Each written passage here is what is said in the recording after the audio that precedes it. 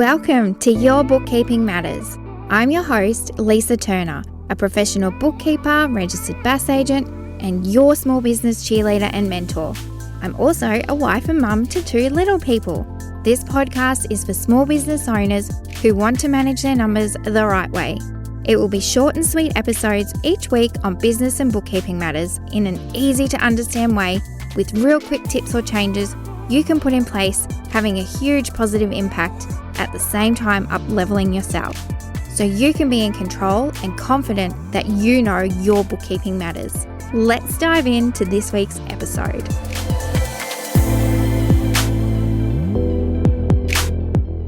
Hi, and welcome to Your Bookkeeping Matters for this week.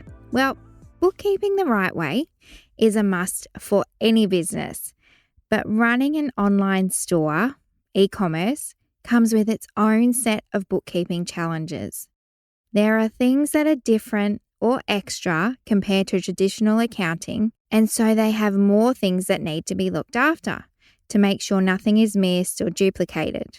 Some of these include: what do you do with all the different fees you pay for your payment providers and platforms? And what GST can you claim on them? How do you track your inventory? Do you integrate or not integrate your sales platform with your accounting software? How will you know which is right for you? Those are just some of the challenges we'll explore today, and I'll give you some quick tips on how to manage them, because if you're not careful, you could end up with duplications and huge GST bills, which of course we want to avoid. Now, when you're selling products online, it's super important to have an accurate inventory count at all times. And this can be a bit of a challenge if you're selling through multiple channels, like your retail website and your wholesale portal. Plus, you might be listed on eBay, Etsy, Amazon, and there are so many others. The best way to overcome this challenge is to designate one source of truth for your inventory. This could be your main e-commerce platform or your accounting software.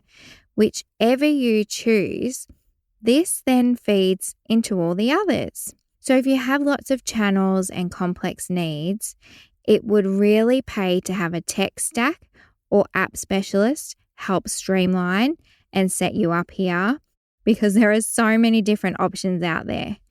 Whatever system you do end up going with, make sure all the other systems are set up to look back to this main one, which holds all the latest inventory levels and gets all the sales updates.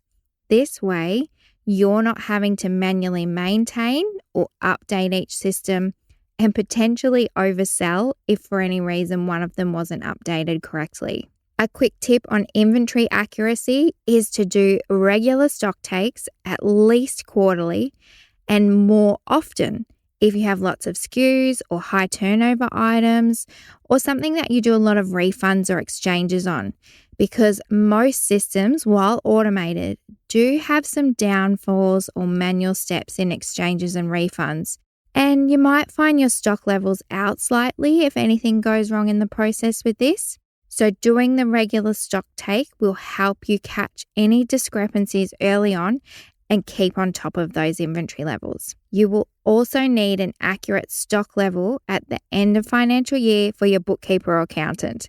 And I cover more on that back in the episode on tips for a smooth end of financial year.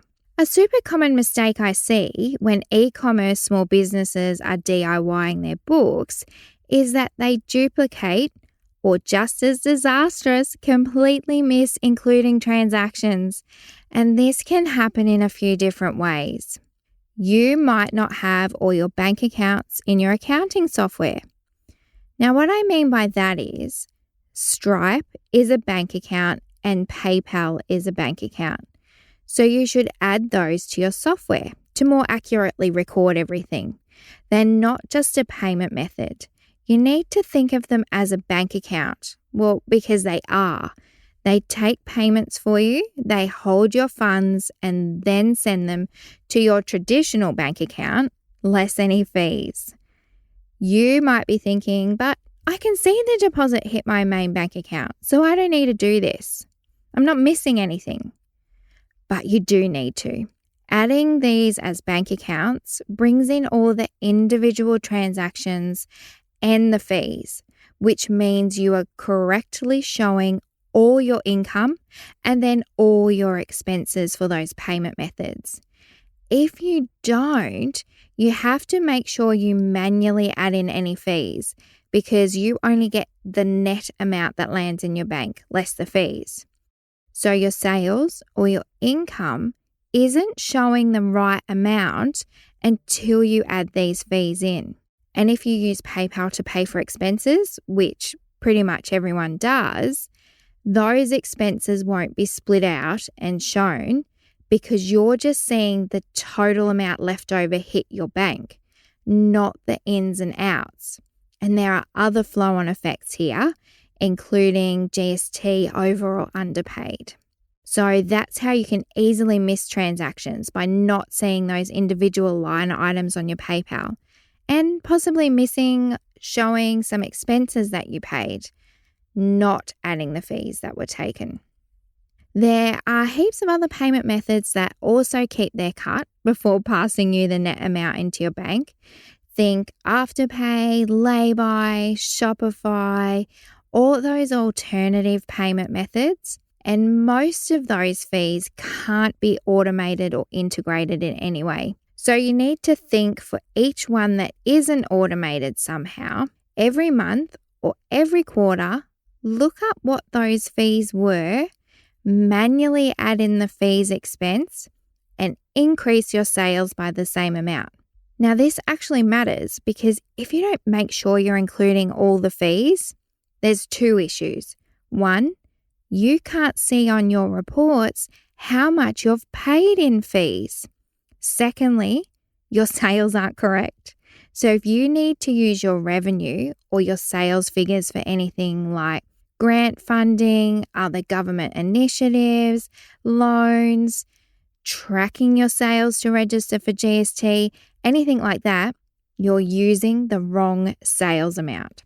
Keeping those fees in mind, if you're registered for GST, it also has an impact there on your BAS because not all the fees have GST.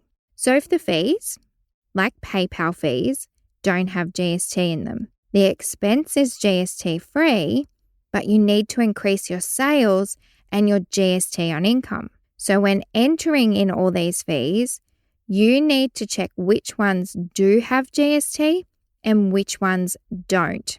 Overall, if you don't make sure you're entering the fees, the GST you're reporting is also highly likely to be incorrect. Do you see the flow-on effect happening here? It might seem trivial, but so many things are impacted by not including your fees. Let's have a quick look at integrations, which can be quite challenging for my e-commerce friends. And I mean integrating Shopify or Vend or WooCommerce, whichever sales platform you're using, into your accounting software.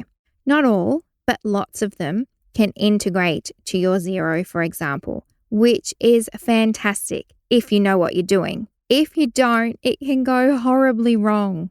Because when you integrate, you have to map where you want things to go in your accounting software. And mapping is just telling the numbers where to go in your accounting software, as in which sales account or bucket, which fees account to use, and what bank accounts. So linking the two systems together. It sounds easy, right? Well, it is for us here at AFY because we do it all the time. We know where we want things to go and why. We know when to use clearing or holding accounts and when to link things to bank accounts, which is not very often.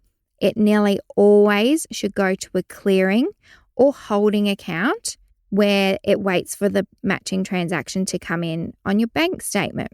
And this is where it gets dangerous. If you aren't sure what you're mapping where, or you guess or you copy someone, more often than not, you'll end up with duplications of everything in your accounting software. And this happens by your Shopify, for example, sending all the sales transactions over to your Xero. They don't quite hit the target, So when you do your bank feed processing, entering the income, nothing matches up. So you enter it again to sales, but it's already entered to sales in the background by Shopify. You just couldn't see it or match it because it wasn't quite right.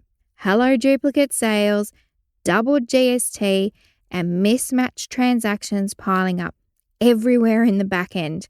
And trust me, you don't want to be ending up here. You'll be looking at highly inflated and incorrect sales figures, and you could end up paying double the GST that you need to. And you don't even want to know about the balance sheet accounting mess that I'm crying into my coffee over when we see this happen. So before you get excited and think, yay, this integrates with my accounting software, this will make it so easy for me, make sure that you are 100% on what you're doing, or get someone who knows and loves this stuff to help you get it spot on and your bank rules beautifully set up so your figures paint you a much more accurate picture. However, with sales platforms integrating, it is not always the way to go. We have more than 20 Shopify stores plus other platforms, and we actually only have a handful of them integrated to the accounting software. Why, you ask, would we not integrate them all when it's something we know inside out? Because sometimes it creates more work than benefit, and I'm always about the value add. We don't do anything without thinking it through. Does it add value or does it add unnecessary time and cost? Because with integrating, you need to reconcile quite a lot of things. So ask yourself these questions. Why do I want to integrate? Can I leave my sales platform the source of truth, that I can look at all the individual sales and my accounting software just has the totals that it needs, not each individual sale? Do I need to send clients statements for unpaid invoices? And if so, can my sales platform do this? Or do I need to send the sales to my accounting software to then send a statement? Where are my inventory levels kept? Is it all in my sales platform and everything is managed there? Or does it need to be in my accounting software? So I need to integrate. If I'm registered for GST, am I on a cash or accrual reporting method? With accrual, you might need to integrate. If you want to know more about these two methods of cash or accrual, my episode, What the Heck is GST, covers those for you. There are other things to consider, but these are a great start to figuring out your process and what you need in terms of integrating.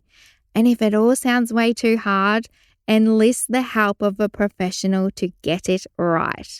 The key question I can hear you asking now, well, if I don't integrate, how will my Xero or other software know what my sales figures are? Well, it's managed through your bank deposits and the fees you're having to enter manually for most of them anyways. The last matter or challenge I want to mention, because you're selling products online, there's a good chance you'll need to deal with sales overseas. And that's a pretty huge topic, as you would imagine. So I've got this in an episode all of its own for another day. As always, everything I've just covered is just general advice and it isn't specific to your circumstances. Make sure you get individual advice that is relevant to you because everyone's situations are different and what they need. If you're looking for more tips on doing things the right way, dive over to my blog, linked in the show notes. It's loaded with all kinds of matters and you can search through for particular topics. Just enter what you're looking for in the search bar and voila. But if you're still not sure, shoot me an email and I'll be happy to help point you in the right direction. Because after all, it's all about helping each other learn and grow. And I know bookkeeping can feel like it's just too hard. Luckily, I'm here to help. And of course, I will be back next week with a new matter for you. In the meantime, please be sure to subscribe. I would be super appreciative if you could leave me a review because that helps new people find the show so it can help them as well. Thanks for listening.